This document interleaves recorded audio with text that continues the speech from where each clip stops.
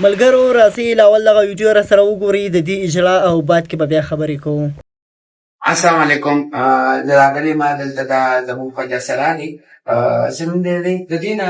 چې ډېر شایان نوم یې دی او داسې کسانو چې دی نو دا بند نه اوچته کړې وه او بیا یې بوتلې وه فضاګټ ته. فضاګټ کې چې دی نو د دې دا لکه زه په دې باندې وایم چې لکه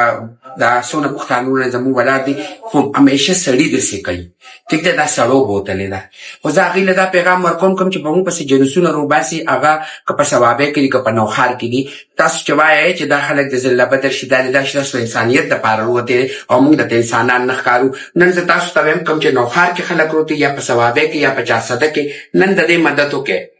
ټیک ده نن تاسو ځان ثابته کړئ که نه چې موږ پښتانه یو موږ انسانیت دپاره روزو موږ د انسانیت دپاره کار کوو. تاسو ته صرف دا ښکاري چې موږ فحاشي ختمو تاسو ته صرف دا ښکاري چې موږ دا ګندګي ختمو دا درته نه ښکاري دا چا کړی دی دا پښتون کړی دی. او زه هغه ادارو ته وایم کوم چې د خواجه سراو د حقوق دپاره کار کوي هغه ادارو ته زما اپیل دی چې د دې سره مدد وکړئ. دا بې سهارې بې موره بې پلاره پرته ده صرف زموږ یو خواجه سرا مرجان د دې سره دی او خواجه سرا بلادري ته وایم که ستاسو له وسه زر کېږي که ستاسو له وسه 15,000 کېږي نو د دې سره مدد وکړئ. او دغه ادارو ته هم وایم او دغه پښتنو وروڼو ته هم وایم کوم چې زموږ خلاف خو روزي خو زموږ درد ورته نه ښکاري. دې له نن دا نقصان چا ورکو دا وله یو پښتون ورکو دا وله یو سړي ورکو. کوم ته چې سړی وایي او کوم سړی چې وایي زه پښتون یم زه نر یم نو هغه د دې ټایم خپل نرتوب ښکاره کړي او د دې انسان سره دې ودرېږي. د دې د ملا هډوکي مات دي او ډاکټر وایي چې د دې اپریشن لازمي دی چې د دې اپریشن ونه شي نو کېدای شي چې د دې خپې کار پرېږدي.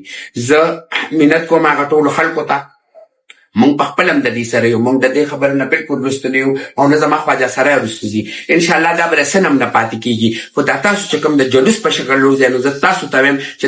ستاسو کې انسانیت څونه دی هغه به دې ځای کې ستاسو پته لګي چې تاسو د کوم شي خلاف یې. تاسو وایئ که نه موږ د فحاشۍ خلاف یو موږ د ګندګۍ خلاف یو که تاسو د داسې خلاف هم یې نو بیا دغه ناره ووهئ چې یاره که دوی په کټ پراته نو دوی له په مری غلی شي. والسلام. السلام علیکم زما ټولو ملګرو ته نن فرزانه ګورو د پېښور نه خاص شایان له راغلي ده او چونکې تاسو ته مخکې له دې نه مخکې پېغام درکړو زه راته ووایم د دې غریب سره ظلم شوی دی د ده سره زیاتۍ شوی دی د ده سره پکار دی چې موږ ټول پښتانه له ده سره موږ څنګ په څنګ باندې ورتېږو ځکه چې دا نن په دې د سبا په تاسو باندې ده. بل دا چې کوم د خواجه سراو خلاف دا جلوسونه راوباسي او د خواجه سراو خلاف هرسمنټ او څه کوي او څه کوي او څه کوي نو نن د دې تپوس وکړئ نن به ستاسو پښتو غیرت معلوم شي چې دې خواجه سرا سره تاسو ورتېږئ. دا معشوم دی د دې غریب ملا ماته شوه د دې غریب ملا ماته شوه دا د ټول عمر دپاره ملا ماته شوه دا غریب ولې راغلی پېښور نه مونږ ولې لږ ځان نه راغلی مونږ به ترې لاړ شو مونږ به ترې لاړ شو دا به پلار ته دا غم پاتې خو دا چا همدا هم د پښتنو بوتلو ولې کیکن دې ته وغورځو دا پښتنو بولی دی پښتنو بولی چې ځان ته پښتانه وایي خدای یو غر که چېرته په سم دم پښتن باندې ګزار وکړئ چې کور ته درپسې درشي. تاسو ایله بیله په خواجه سرا په غریب طبقه باندې تاسو ګزار کړی دی تاسو دلته پښتانه وایئ او انشاءالله ډېر ژر به فرزانه دغه کسان به معلومئ او د هغې ته به چې کوم دی فرزانه ورسره د خپل طرفه مدد وکړو خپله طرفه به هم کوو زموږ خواجه سراو به هم ورسره کوي خو زما د هغې ادارو نه امید دی او خاص کر زما چې کوم د هیلث چې کوم مشران دي د اسپتال چې کوم مشران دي د هغې زه شکریه مدا کوم چې د دې سره یې پوره هیلپ وکړو او زه نورو ته منت کوم څونه چې ادارې زموږ د حقوق دپاره کار کوي نو هغه دې د دې سره